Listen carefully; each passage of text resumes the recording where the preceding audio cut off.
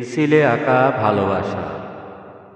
প্রমির এই চশমার তারিফ শুনে প্রান্ত প্রচুর চশমা বানিয়ে রেখেছে, বিভিন্ন স্টাইলে, বিভিন্ন ডিজাইনের।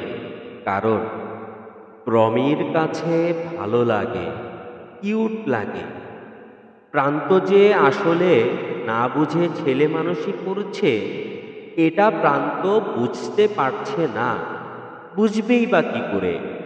তার বয়স তো এসব বোঝার না। প্রান্ত, এই প্রান্ত অন্য কিছু যেমন তেমন, তবে সে ভদ্র এবং একটি ভদ্র পরিবারে প্রান্তের জন্ম। প্রান্তদের এলাকাটা ভালো না। আজে বাজে ছেলেরা রাস্তায় দাঁড়িয়ে আড্ডা দেয়, স্কুল কিংবা কলেজের সামনে দাঁড়িয়ে মেয়েদের ইফটিজিং করে।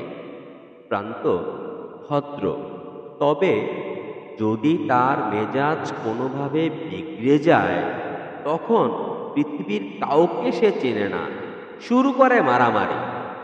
এখন একটা উদাহরণ দিচ্ছি, সামনে আরো অনেক কিছু বলার বাকি রয়েছে। একদিন প্রমি ভার্সিটি থেকে ফিরছিল। এমন সময় এলাকার কিছু বখাটে ছেলে প্রমিকে অনেক আজে বাজে কথা বলেছে। প্রমি বাসায় এসে চিৎকার করে কাঁদছে আর বলছে, আমি আর ভার্সিটি যাব না, আমি আর ভার্সিটি যাব না। প্রান্ত প্রমির কান্নার শব্দ শুনে তাদের বাসায় গেল। প্রান্ত, আন্টি, কি হয়েছে? প্রমি এভাবে কাঁদছে কেন? প্রমির মা সবকিছু বলল প্রান্তকে। প্রান্ত, প্রমি, এসো আমার সাথে। চেহারা দেখলে চিনতে পারবে তো ওদেরকে? প্রমি, কি করতে চাইছো তুমি প্রান্ত? প্রশ্ন। আর প্রান্তের জবাবের পালা। কি বলবে জবাবে প্রান্ত?